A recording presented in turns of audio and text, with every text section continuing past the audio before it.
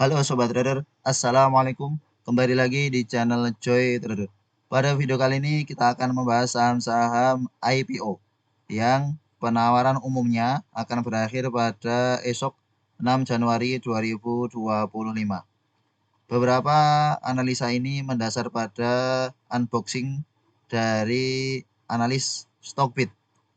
Karena sudah disiapkan oleh Stockbit, maka kita hanya perlu mengulasnya mendasar pada analis tersebut.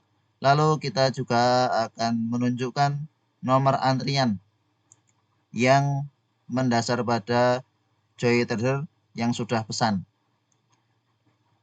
Ini adalah unboxing dari Stockbit terkait IPO YOI bernama Asuransi Digital Bersama. Sebelumnya memiliki nama PT Sarana Lindung Upaya yang dulunya didirikan di tahun 1988. Perusahaan bergerak di bidang asuransi umum, konvensional, dan berbasis teknologi digital. Produk asuransinya meliputi ada asuransi kredit, asuransi kecelakaan diri, asuransi kendaraan bermotor, asuransi kebakaran, asuransi pengangkutan, dan asuransi uang dalam penyimpanan atau pengiriman.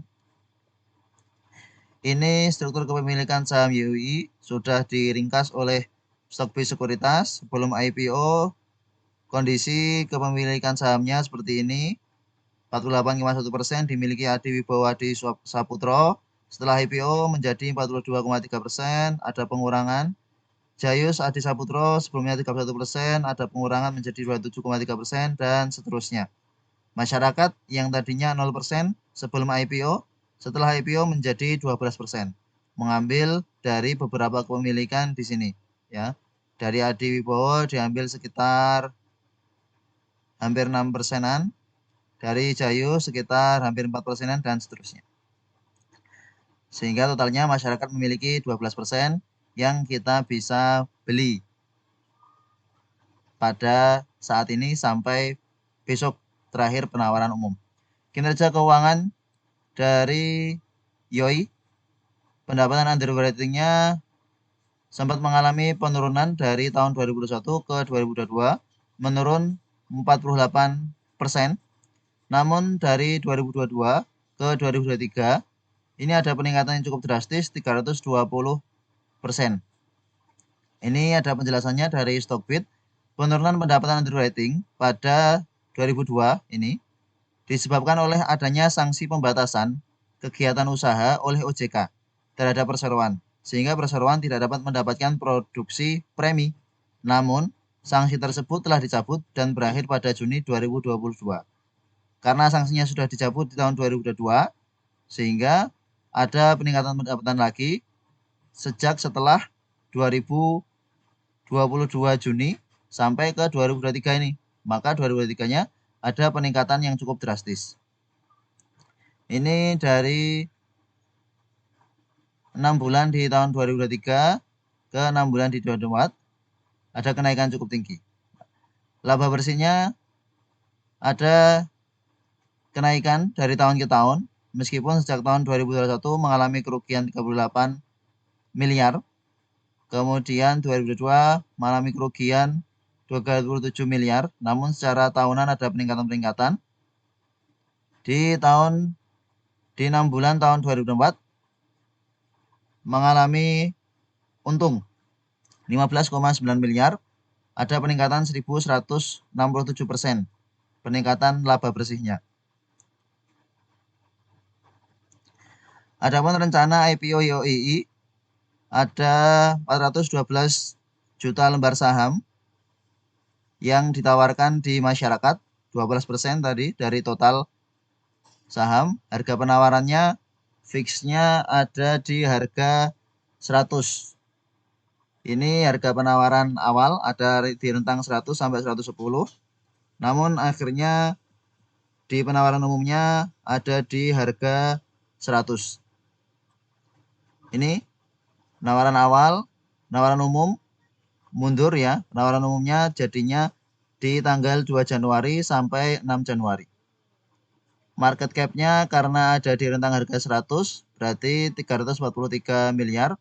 PBV-nya ada di 1,65 kali. Ini mendasar pada laporan keuangan 6 bulan di tahun 2024. Rencana alokasi dana IPO 80% digunakan untuk biaya marketing guna mendukung strategi usaha, distribusi produk, dan brand awareness perseroan. Yang kemudian 20%-nya digunakan untuk pengembangan aplikasi yang mencakup data center, web hosting, dan sistem security, serta untuk pengembangan sumber daya manusia. Menarik untuk rencana alokasi dana IPO karena untuk pengembangan. Kemudian kita lihat underwriter-nya dari YOI. Ada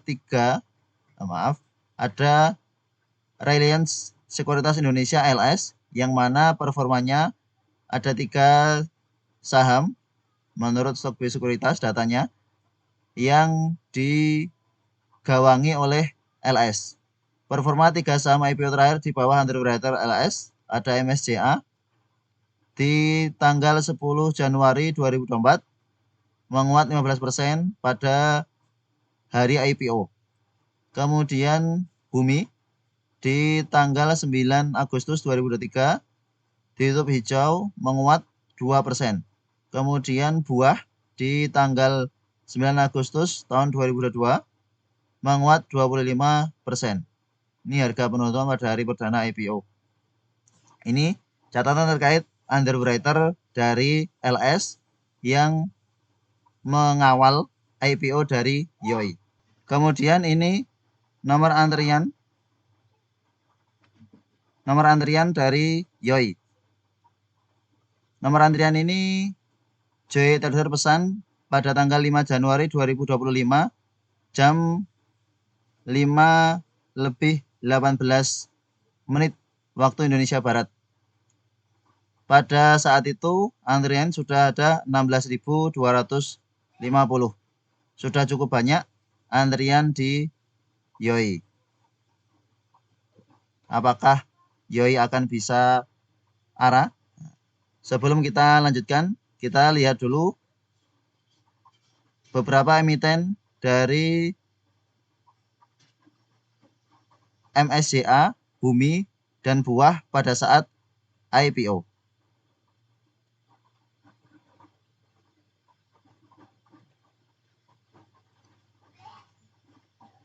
MSCA,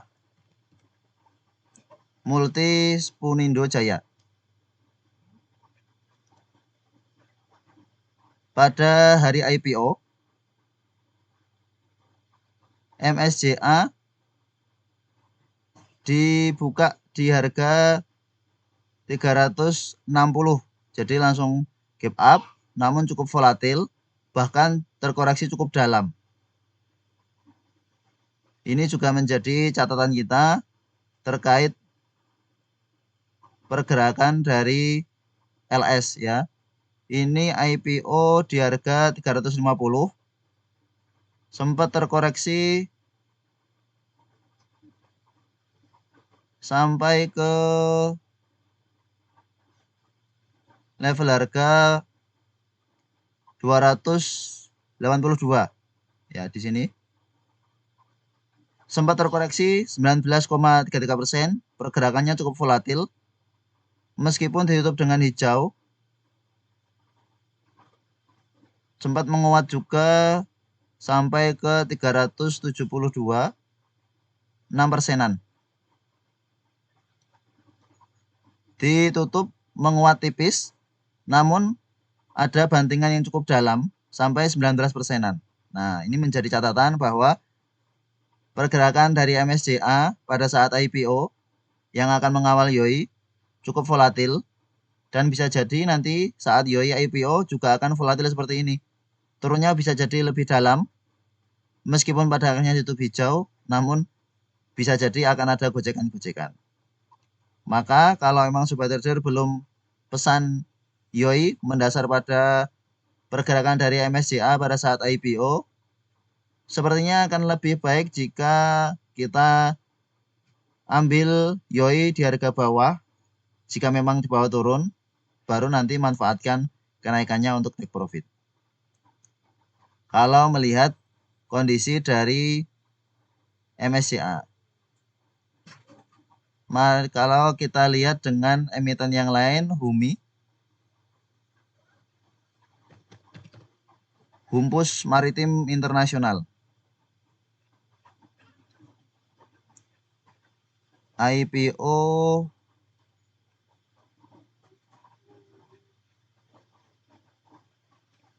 di tanggal sini.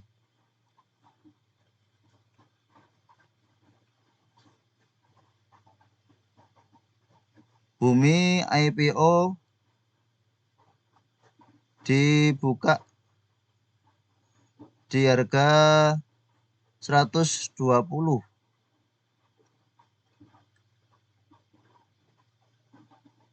Menguat 2% saja, berarti IPO-nya di sekitar 100 ya. IPO-nya di sekitar 100. Kita lihat lagi. Bumi closing di 102. Sempat menguat memang. Harga IPO-nya ada di 100 karena closing di 102. Sempat turun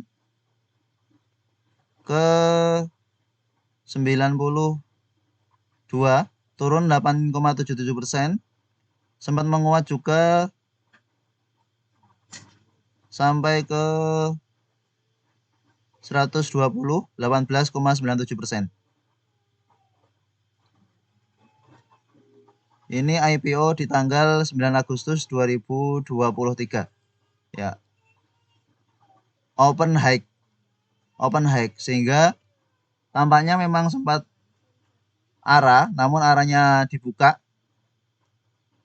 Sempat arah open high di 120, arahnya dibuka. Setelah itu sempat dibawa turun sampai ke 92, namun closingnya di 102. Sepertinya pergerakannya seperti itu, karena tampaknya IPO listing di harga 100. Ini juga bisa menjadi dasar mungkin pergerakan LS di YOI juga akan bisa seperti ini. Akan ada gojekan-gojekan, maka harus dipantau ketat. Kalau memang melihat pada HUMI, maka bisa pasang trailing stop, sehingga ketika lock arahnya kebuka, kita sudah terjual di dekat-dekat harga atas. Terakhir kita lihat buah segar Kumala Indonesia. IPO di tahun 2022, 9 Agustus 2022, yang pergerakannya bagus LS hanya di buah. Namun ini justru IPO yang dikawal LS pertama menurut riwayat dari Stockbit, namun sebenarnya sebelum ini juga sempat mengawal LS yang mana emiten tersebut ARB 3 kali. Nah, kalau buah ini menguat langsung dengan candle yang cukup solid, bahkan hari kedua masih menguat, kemudian ditutup dengan candle merah. Ini bisa menjadi catatan bagi sobat trader yang punya YOI atau spekulasi buy di YOI. Bisa dipantau ketat, pasang trailing stop saja jika memang arahnya kebuka, setidaknya kita sudah bisa jual di harga atas. Kemudian kita lihat emiten berikutnya yaitu KSIX. Kita unboxing KSIX. Mendasar pada analisa dari Stockbit Sekuritas, KSIX adalah perusahaan real estate pengembang villa Bogor Indah. Bernama Kentanik Supra International, bergerak di bidang pembangunan kawasan perumahan atau real estate di Cilengsi, Bogor, dan Serang. Ini proyek-proyek perseroannya, ada Grand Nusa Indah, Adigana, Persada Nusa Indah, di Bogor ada The Gaura, dan lain-lain. Di Serang juga ada. Proyek dalam pengembangan dan land bank. Pada saat proyek ini diterbitkan, grup perseroan memiliki total lahan yang tersedia untuk dikembangkan sebesar 230,1 hektar. Berikut alokasi lahan dari masing-masing proyek perseroan. Ini cukup luas memang. Marketing sales perseroan mencatat penjualan 124,3 miliar dengan 189 unit terjual pada 6 bulan di tahun 2024. Kalau melihat secara marketing salesnya, tampaknya ada penurunan-penurunan dari tempat ke tempat ya. Di Bogor nih ada penurunan. Kemudian mendasar pada kinerja keuangannya, pendapatan di tahun 2001 mengalami kenaikan 11% di tahun 2022. Kemudian ada penurunan tahun 2023 sebesar 7%. Menurut catatannya, penurunan pendapatan disebabkan oleh program pemerintah atas pajak yang ditanggung pemerintah PPNDTP di tahun 2023 hanya berlaku selama 2 bulan, November-Desember, sehingga terjadi penurunan. Kemudian di 6 bulan tahun 2023 juga ada penurunan ke 6 bulan tahun 2024 sebesar 15%. Laba bersihnya ada peningkatan tahun 2022 12%, ke 2023 ada penurunan 8%. Dari 6 bulan tahun 2023 ke 6 bulan 2024 tidak ada kenaikan laba bersihnya sama. Rencana IPO KSIX akan ada 320,67 juta lembar saham, 15% dari seluruh saham. Harga penawarannya yang akhirnya ditawarkan kepada masyarakat ada di rentang harga 452. Ada di tengah-tengah ya. Jadinya harga penawarannya ada di 452.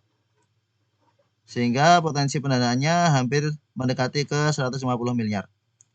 Jadwalnya sesuai, penawaran umumnya ada di tanggal 2 Januari sampai 6 Januari. Menurut valuasinya ini berarti hampir mencapai 1 triliun karena ada di rentang harga 452. Kemudian PE-nya hampir ke 12, BBB-nya hampir ke 0,81. Lalu rencana alokasi dana IPO 59% digunakan untuk modal kerja pembangunan infrastruktur dan pembangunan rumah di existing project Grand Nusa Indah dan Adigana Grand Nusa Indah, serta pembangunan infrastruktur di proyek baru Adigana perluasan. 28%-nya untuk setoran modal kepada PT Semangat Panca Bersaudara guna membangun infrastruktur dan rumah di proyek Villa Bogor Indah 6. 13% digunakan untuk biaya operasional termasuk marketing dan biaya proyek. Jika melihat pada valuasinya maka bisa tampak bahwa cukup murah valuasi dari KSIX. Underwriter dari KSIX adalah UOB Kai Hian Sekuritas atau AI. Performa 5 saham terakhir di bawah underwriter AI ada Fern yang menguat 2,6% di hari IPO. IPO di tanggal 8 Oktober 2024. Kemudian Akro IPO tanggal 11 Januari 2024 menguat 13,9% di penutupan pada saat itu. Kemudian ada Nice pada tanggal 9 Januari 2024 listing menguat 19,9%. Kemudian Ayam pada tanggal 30 November 2023 menguat 35%.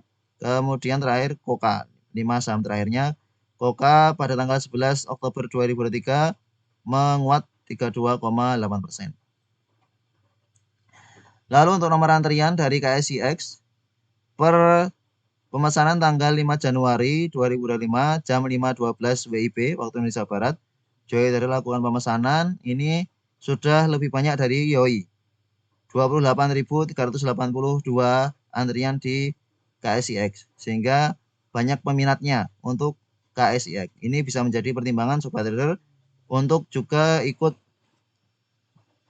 serta dalam IPO di KSIX. Silahkan. Mari kita lihat pergerakan dari underwriter AI saat IPO di beberapa emiten ini. Kita lihat di Fern, Akro, dan Nice yang penutupannya tidak begitu menguat. Apakah memang ada gocekan-gocekan? Kalau Ayam Koka ini tampaknya penguatannya cukup solid. Namun kita juga lihat nanti ya.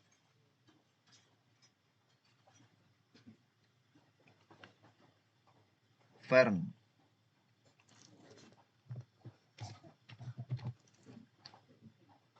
Verona Indah Pictures. Ya.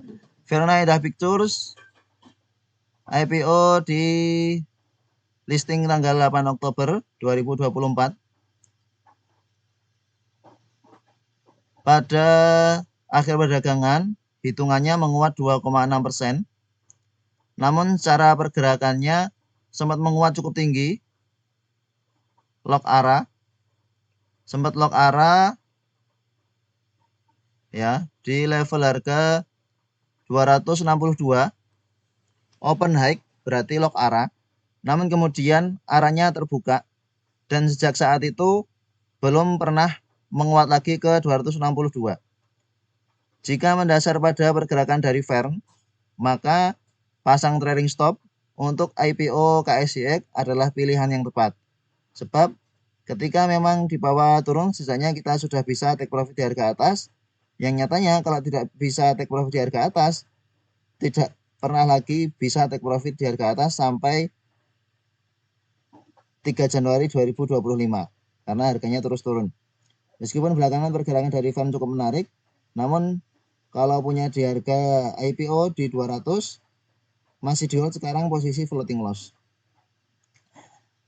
Untuk firm catatannya berarti pantau-pantau saja, kalau arahnya dibuka ya langsung take profit karena pada akhirnya hanya menguat 2%-an dari harga IPO.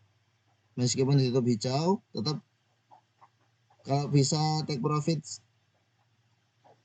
30%, kenapa harus take profit 2% menunggu akhir sesi? Logikanya kan seperti itu. Kemudian kita lihat emiten yang lain dari Akro.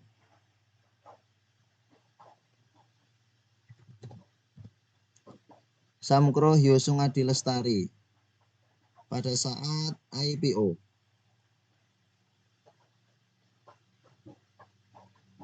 Pada saat IPO, Akro secara hitungannya ditutup menguat 13,9%. 13,9%. Berarti ya sempat lock arah atau sempat sampai ke 145, open high di 145, kemudian di bawah turun sampai ke 118, sempat turun 18%, sempat turun 18%, ada gocekan-gocekan, kemudian menguat lagi. Sebenarnya masih menarik, namun karena ada gocekan-gocekan, berarti harga opennya di sekitar sini, 120-an. 120-an. Jika mendasar pada pergerakan dari Akro, maka pergerakan dari AI ini memang masih menarik, masih akan ditutup hijau. Meskipun juga harus kita sadari bahwa bisa saja akan ada gocekan-gocekan, ditutup di harga bawah, baru hari kedua diangkat. Ini kan kalau melihat pergerakannya Akro ini, di hari keduanya baru diangkat cukup tinggi. Kalau melihat firm yang setelah hari berikutnya belum pernah naik lagi, Akro berbeda kasusnya. Justru Akro ini sempat ada penguatan sampai ke 191 high-nya. Meskipun setelah itu di bawah turun terus. Hari keduanya baru naik tinggi. Kalau firm tadi sempat lock arah, kemudian dibuka. Nah, berarti ada beberapa kondisi. Kalau lock arah berarti langsung jual di dekat arahnya. Kalau memang belum lock arah, bisa jadi akan dibawa ke dekat harga arahnya. Untuk Akro kurang lebih analisanya seperti itu. Kemudian yang digawangi berikutnya nice.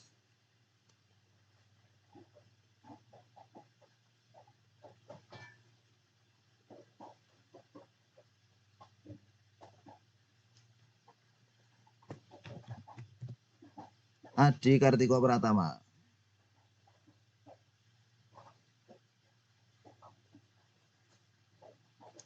Nice, ini yang cukup bagus ya. Kalau melihat pergerakannya 3 hari menguat sampai hari keempat. Sampai hari keempat menguat. Jika dari sini Kalau dari harga penutupan, kita ukur dari harga penutupan saja.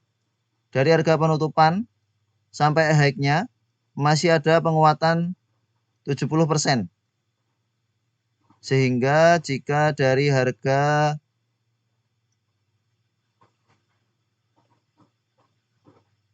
closing nice ini sempat ada penguatan 19%, berarti masih ada kenaikan 70%-an. Kalau melihat pergerakan dari nice tampaknya cukup bagus.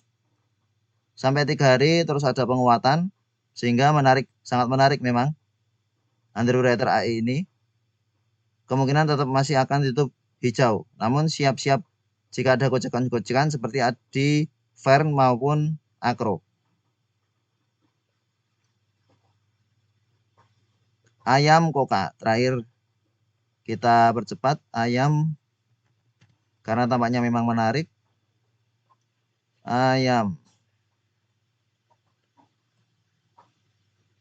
Ayam ini justru sempat menguat cukup tinggi ya. Wow. Meskipun ditutup menguat 35%, namun juga sempat menguat sampai ke high-nya di 182.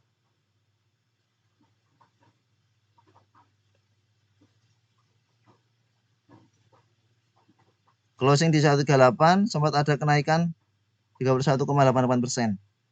IPO di harga berapa ini ayam ini kok bisa segini?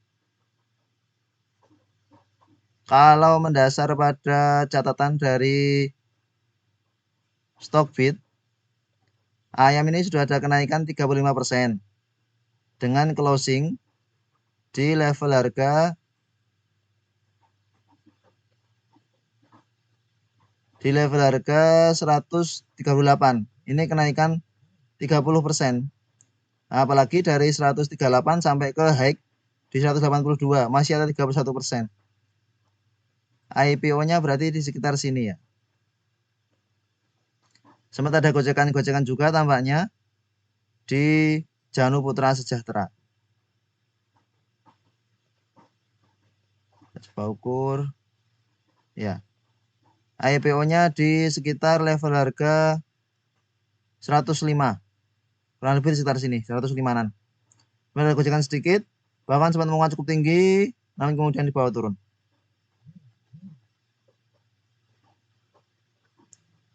Kemudian Koka Indonesia, kita lihat harga IPO.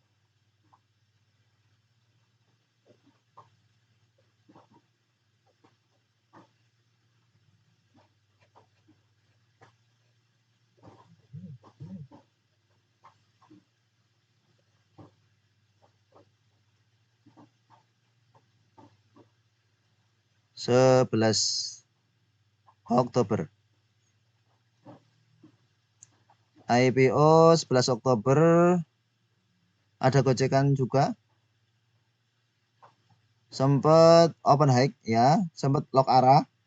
Kemudian di bawah turun. Dari arahnya sempat di bawah turun 21,51%. Setelah itu terkoreksi belum sempat naik lagi. Ya dipantau-pantau saja. Itu beberapa kondisi dari underwriter AI. Emiten-emiten yang digawangi AI memang banyak yang ditutup hijau, dan beberapa ada yang lock arah meskipun arahnya kebuka. Kalau Fern dan Koka ini setelah naik belum sampai ke harga high-nya di hari IPO. Kalau Akro di hari kedua sempat ada kenaikan, kalau Nice bahkan sampai sempat ke harga 1000. Ini sempat naik cukup tinggi. Beberapa hari berikutnya, 3 hari setelah IPO juga ada naik. Ayam setelah naik di harga IPO, setelah itu turun. Ya, mungkin baiknya cuan bungkus saja, mendasar pada riwayat-riwayat dari beberapa emiten-emiten seperti Fern, Akro, dan Koka. Take profit cepat lebih baik sepertinya. Cuan kurs saja. Meskipun nomor antriannya juga cukup banyak. Kemudian yang akan berakhir penawaran umumnya besok yaitu Ratu, unboxing IPO Ratu. Ini adalah anak usaha Raja Holding Perusahaan Migas Blok Cepu dan Jabung. Ratu yang bernama Raharja Energi Cepu adalah anak usaha Raja bergerak sebagai holding perusahaan jasa pertambangan minyak dan gas. Mulai anak usaha dan perusahaan asosiasi, Ratu memiliki hak partisipasi di Blok Jabung sebesar 8% dan Blok Cepu 2,24%. Detailnya ada di sini. Kegiatan usahanya ada pertambangan minyak dan gas bumi Blok Jabung dan di Blok Cepu. Ratu memiliki 99% kepemilikan di PT Raharja Energi Tanjung Jabung dan memiliki kepemilikan 49% di Petrogas Jatim Utama Cendana. Sebagai perusahaan holding, Ratu melakukan pencatatan buku dari anak usaha dan entitas asosiasi sebagai berikut.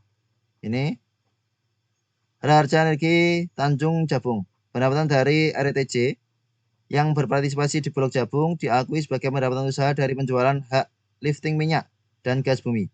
Karena Ratu memiliki 99% saham RETJ. Pendapatannya dikonsolidasikan penuh dalam rapat keuangan. Cukup banyak berarti pendapatan dari Ratu. Sedangkan pendapatan dari PJUC dicatat sebagai bagian laba entitas asosiasi menggunakan metode ekuitas. Karena Ratu hanya memiliki 49% saham PJUC sehingga tidak memenuhi syarat untuk konsolidasi penuh. Hasil produksi, kapasitas produksi, dan tingkat utilisasi. Lokasi Blok Jabung, ini hasil produksinya. Kemudian ini durasi konsesinya. Kinerja keuangan dalam juta dolar AS dari 6 bulan tahun 2023 ke 6 bulan tahun 2024 ada peningkatan 142,8%. Ada catatannya, Ratu baru mencatatkan pendapatan pada 2023 karena kontribusi RTJ yang mendapat izin sebagai kontraktor dari Menteri ESDM pada 22 Desember 2023. Namun RTJ berhak mengakui pendapatan sejak Februari 2023 sesuai CSPA Jabung dengan GPI Jabung, sehingga tidak ada catatan pendapatan di 2021-2022. Laba bersih ini ada peningkatan. Rencana IPO jumlah saham ditawarkan ada 543,01 juta lembar saham, 20%, yang terdiri dari 7% penerbitan saham baru dan 13% dari saham Raja, divestasi Raja, sehingga total 20%. Kalau hanya 7% dari sahamnya Ratu saja, paling lebih sedikit lagi bahkan. Harga penawarannya ada di 1.150 pada akhirnya. Berarti potensi pendapatannya ada di sekitar 624,5 miliar untuk Ratu. Penawaran umum sama ada di tanggal 2 sampai 6 Januari 2025. Rencana alokasi dana IPO Ratu, seluruh dana IPO akan dialokasikan untuk modal kerja grup sekitar 157,36 miliar dipinjamkan ke RTJ untuk membayar cash call dari PetroCina Internasional Jabung Ltd terkait pengelolaan Blok Jabung. Sekitar 34,97 miliar dipinjamkan ke PJUC untuk membayar cash call dari ExxonMobil Cepu Ltd terkait pengelolaan Blok Cepu. Sisa dana akan digunakan untuk remunerasi karyawan, direksi, dewan komisaris, dan biaya operasional. Valuasi Ratu berdasarkan laporan keuangan 6 bulan tahun 2024.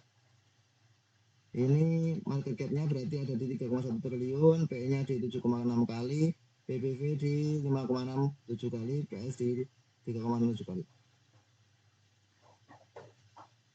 Underwriter dari Ratu adalah Hinan Putih Rai Sekuritas HP dan Super Sekuritas AZ. Performa saham terakhir di bawah underwriter HP ini DAS sampai sekitar 7 kali arah. Saat IPO ini 25% kenaikannya saat listing di tanggal 11 November. Nanti kita lihat juga cuan listing di 8 Maret 2023 ada penguatan 24,5%. Sedangkan untuk underwriter AZ performa sahamnya CPR 8 Agustus menguat 35%, RAA menguat 24,8%, Awan 35%, MBMA 11,3%. Ini karena market cap-nya besar. Kemudian NSSS 6,3%. Mendasar pada penutupan di harga IPO pada hari listing. Ini nomor antrian untuk Ratu jauh lebih besar daripada YOI dan KSIX. Bahkan ini pemesanan di tanggal 4 Januari 2025 jam 8.40-an. Pasnya JOI tadi dilupakan, namun sekitaran jam sini antriannya sudah 86.749, sudah cukup banyak. Apalagi kalau antrian yang lain beli di atas 100 juta, sudah habis jatah retail yang beli di bawah 100 juta. Mari kita lihat beberapa pergerakan dari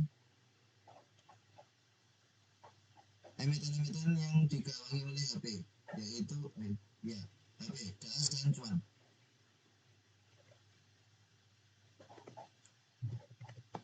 DAS Bara Lestari. DAS sampai sekarang masih terus ramai.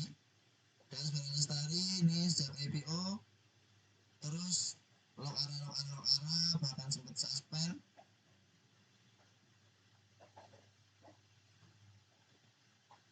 Di hari IPO ditutup di harga di hari IPO DAS sudah ada penguatan 25%. Ini kita ukur dari harga penutupan. Dari harga penutupan di saat listing, di hari listing saja sudah menguat 25%. Setelah penutupan sampai tanggal 20 November masih ada kenaikan 277%. Kalau masih hold terus bisa 300% ini totalnya. Berarti menarik, sangat menarik untuk emiten Ratu, sehingga wajar jika banyak yang juga beli emiten Ratu. Kemudian Cuan.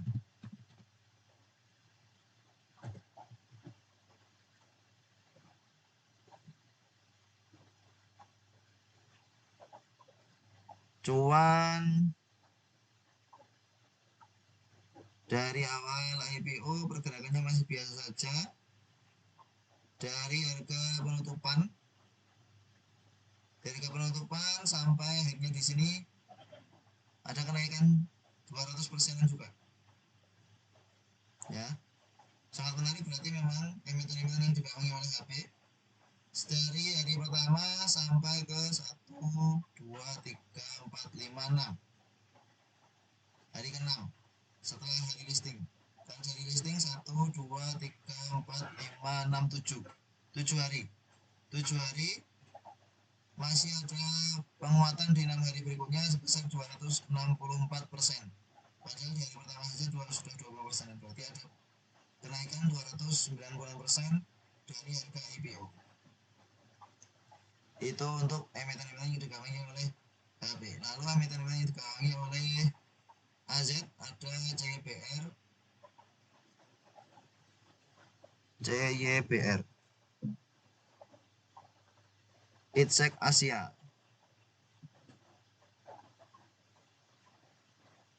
Dari IPO-nya juga menarik ya. Dari harga penutupan di hari pertama sampai hari keempat listing masih ada kenaikan 108%. Hasil juga menarik. Track record dari CYBR juga menarik. Berarti sudah seharusnya arah ini untuk Ratu. Arah berjilid-jilid. RAM, Awan, MBMA. Kita lihat RAM.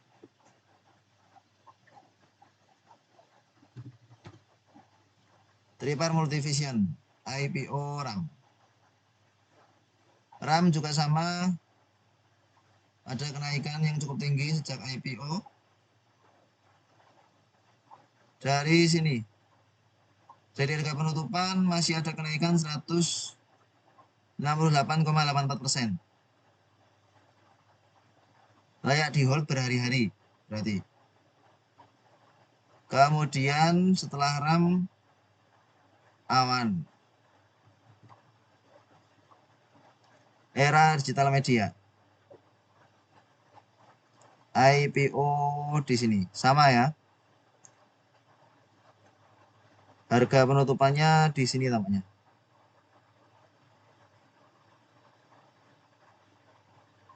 IPO-nya di tanggal 18 April. Ya, di sini. Harga penutupan di sini masih ada kenaikan 174%. 100% berarti harusnya dapat ini. Untuk Ratu 100% harusnya dapat. Awan saja 174%. Lalu MBMA.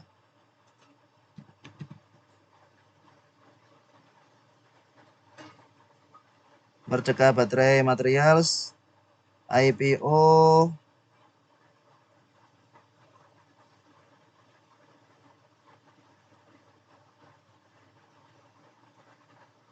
karena mungkin sangat liquid ya, sehingga hanya naik di harga IPO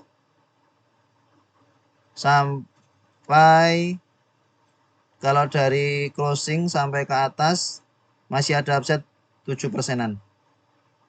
Sedangkan MBMA closing menguat 11%, berarti ke high-nya sekitar 19%, 20%. Terakhir kita lihat track record di NSSS dari Sukor Sekuritas. NSSS IPO di tanggal 10 Maret 2023 menguat 6%. 10 Maret ya di sini. NSSS yang tampaknya kurang menarik ya. Namun lain-lain menarik. Ke hacknya sini 14%. Butuh beberapa hari namun. Meskipun begitu tetap menarik untuk emiten Ratu. Apalagi melihat antriannya ya. Jika melihat antriannya yang sudah 86.000 sejak hari Sabtu 4 Januari 2025, maka potensi untuk arah berjilid-jilid sangat mungkin. Kemungkinan juga akan banyak yang hold berhari-hari. Terima kasih telah menonton video ini. Sampai jumpa di video berikutnya. Semoga bisa tercerahkan. Untuk sobat trader, apakah akan entry di IPO Ratu? Kemungkinan sudah seharusnya. Apakah entry di KSIX? Kalau menurut analisa ini tampaknya menarik. Lalu apakah akan entry di YOI? Silahkan diputuskan, dipertimbangkan. Kalaupun masuk untuk menutupi rasa penasaran, silahkan, tidak perlu banyak-banyak. Sampai jumpa di video berikutnya. Assalamualaikum.